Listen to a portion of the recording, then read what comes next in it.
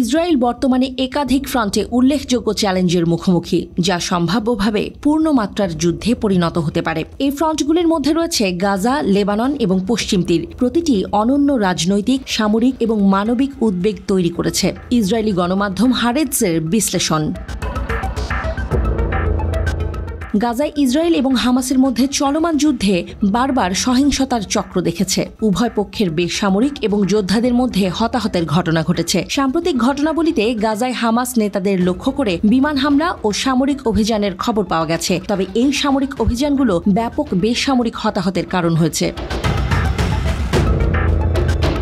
গাজার পরিস্থিতি আঞ্চলিক ক্ষমতার দ্বন্দ্বের এবং ভূ রাজনৈতিক জটিলতা তৈরি করেছে। ইসরায়েলের উত্তরে পরিস্থিতি দিনকে দিন ভয়াবহ আকার ধারণ করছে। লেবাননের হিজবুল্লাহ ইসরায়েলের নিরাপত্তার জন্য গুরুত্বপূর্ণ হুমকি তৈরি করেছে এবং সংঘাতের আরেকটি গুরুত্বপূর্ণ ফ্রন্ট খুলেছে।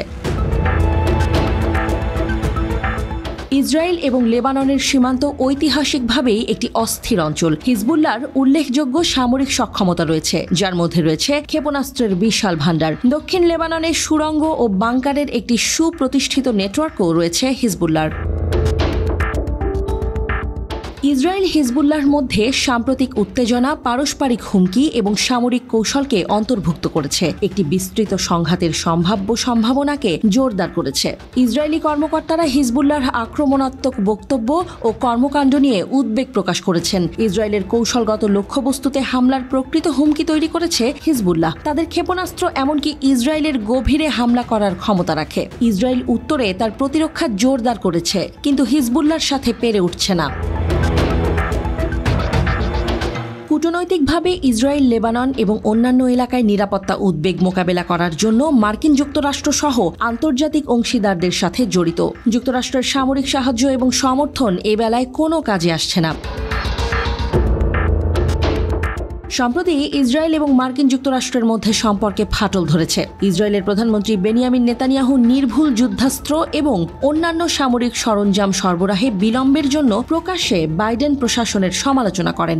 এই উত্তেজনা দুই জোটের মধ্যে আঞ্চলিক নীতি এবং নিরাপত্তা কৌশল নিয়ে বিস্তৃত মতবিরোধকে সামনে নিয়ে আসে।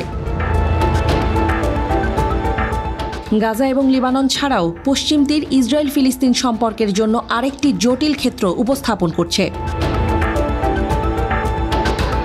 আন্তর্জাতিকভাবে আলোচনা ও শান্তি উদ্যোগ সহ কূটনৈতিক উপায়ের মাধ্যমে ইসরায়েল ফিলিস্তিন সংঘাতের সমাধানের জন্য প্রচেষ্টা চলমান, কিন্তু অবিশ্বাস, বিরোধপূর্ণ স্বার্থ এবং ভূ রাজনৈতিক জটিলতা জল ঘোলা করে রেখেছে।